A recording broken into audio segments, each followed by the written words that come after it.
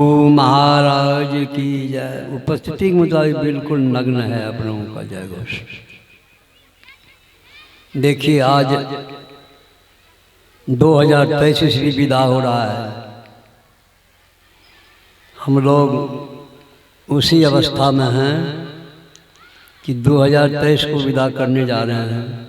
इसलिए श्रद्धापूर्वक भावभीनी श्रद्धांजलि अर्पित करने के लिए हम लोग आज तक जो सुखी जीवन बिताए हैं, आनंद से रहे हैं, इसलिए महापुरुष का जय घोष उसी की कृपा से रहे हैं। उनका जय घोष उस स्वर में करें और अपना अपना मुख को पवित्र करें। बोलिए श्री सद्गुरु महा। मन नहीं भरता है, लेकिन प्रवचन करने में मन नहीं लगता। आप लोगों का जय घोष उस स्वर में होता है तो हमारा भी मन उत्साहपूर्वक कुछ और याद हो जाता है। इसलिए थोड़ा जय घोष जोर से कीजिए। बोलिए श्री सद्गुरु महाराज। पुवरिया टोल सब दिन कमजोर लगा रहे, इस बार इस बरसर बनिए आप लोग। बोलिए श्री सद्गुरु महाराज की। बंदो गुरुपद कुंज कृपा सिंधु नर रूप हरि महामोह तुम पुंज जासु बचन रवि करन करा। धन्य धन्य सद्गुरु सुखद महिमा कही न जाए। जो कछु कहूँ तुम्हारी कृपा मोते कछु न बसाओ। सृष्टि की कणकण में विराजमान सद्गुरु भगवान की श्री पावन चरणों में कोटि सनमन। अपने निवास में विराजमान परम पूज्य महर्षि योगानंद परम जी महाराज की पाद पद्मों में कोटि कोटि नमन। मंच पर विराजमान हमारे इस अखिल राष्ट्रीय संत मत सत्संग महासभा के महामंत्री महोदय परम पूज्य स्वामी दिनेश आनंद जी महाराज को भी आत्मा हृदय से पवित्र ढंग से प्रणाम। प्रणाम है जो इस मंच पर आप संत महात्मा उपस्थित हैं। मुझ मंगलमय संचरण सबों को नमन है। नमन है इस धर्म क्षेत्र में उपस्थित श्रद्धालु भक्तगण, माताएं, बहनों सबों को। आज हम लोग यह उदाकिशनगंज अनुमंडलीय का 28वां वार्षिक अधिवेशन में हम लोग स्थित हैं। कल का समय तो हम लोग खुशहाली से बिता ही लिए हैं। आज अंतिम समय में खुशहाली का समय बीत रहा है। आप लोगों से हम लोगों का भी मिलन हो रहा है, हम लोगों को भी आप लोगों से मिलन हो रहा है। वास्तविक रूप में आप लोगों को हम लोग भी देख रहे हैं और हम लोगों को भी आप लोग देख रहे हैं। दोनों में आदान प्रदान हो रहा है। आदान प्रदान किस चीज का हो रहा है? तो संतों के ज्ञान का आदान प्रदान हो रहा है। संत के द्वारा कुछ उपदेश को सुनाए जा रहे हैं, आप लोग सुन रहे हैं। आप लोग सुनने वाले नहीं होते तो सुनाते किसको?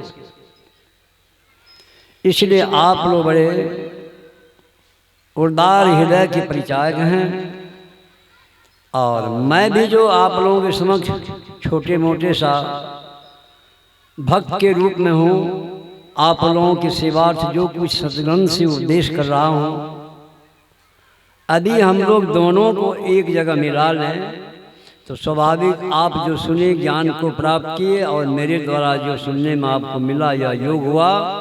और इसी योग को यदि हम गुरुवाक को जीवन में उतारें, किस तरह? हमारे आराध्य देव की वाणी में आया है सर्व क्षण गुरु मन ज्यों में ही रहे हो, तो निश्चय ही निर्वाण हो संत सब कहे। यहां से जाने के बाद घर में आप भूलेंगे नहीं। आप गुरुवाक को संभालेंगे, त्रैकालीन संध्या अवश्य करेंगे। और त्रैकालीन में आप यदि अपने मन को लगाएंगे अर्थात योग करेंगे, तो उसी ज्ञान से आपको क्या होगा, एक न एक दिन योग अर्थात परमात्मा से आप जुड़ जाएंगे, परमात्मा का ज्ञान हो जाएगा, आपका जीवन सार्थक हो जाएगा। मैं बहुत कम समय में कहा, किंतु जिसका जैसा लगन होगा उसके लिए परमात्मा उतना समीप होगा। जिसका जितना लगन कम होगा वह उतना परमात्मा से दूर होगा। दूर कहाँ होगा? संसार में जाएगा। सूरत फंसी संसार में, ताते पड़ेगा दूर। सूरत बांध स्थिर करो, आठों पहर जो। इसलिए मेरे प्यारे भाइयों बहनों, आप सूरत को स्थिर करें। जब आपका सूरत स्थिर कैसे होगा, इसी के लिए संतों ने बहुत सुंदर ढंग से सजाया है। हमारे नानक देव महाराज बहुत ऊंचे दर्जे के संत हुए, उनके ही वाणी में मैं कह सकता हूं। उन्होंने कहा, एक दृष्टि करी समसरी जाने, जोगी कहिए सोई। दोनों दृष्टि धाराओं को जोड़ना, किस चीज से जोड़ेंगे?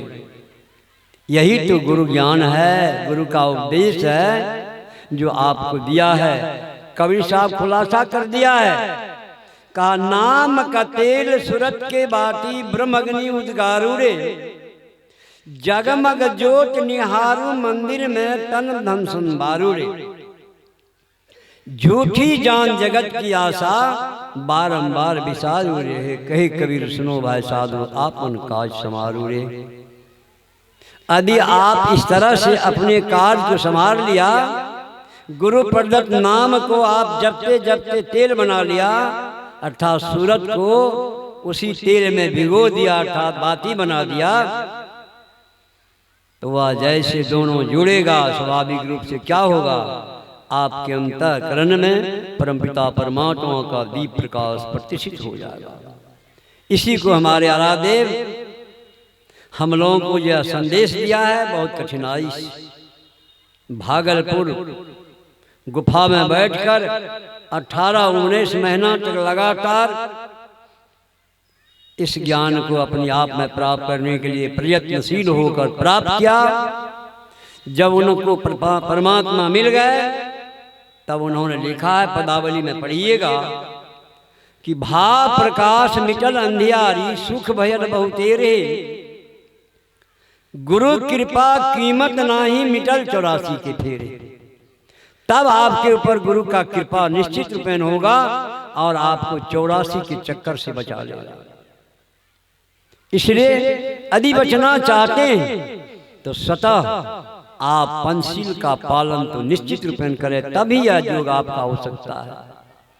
पंचशील के पालन में क्या बताया है?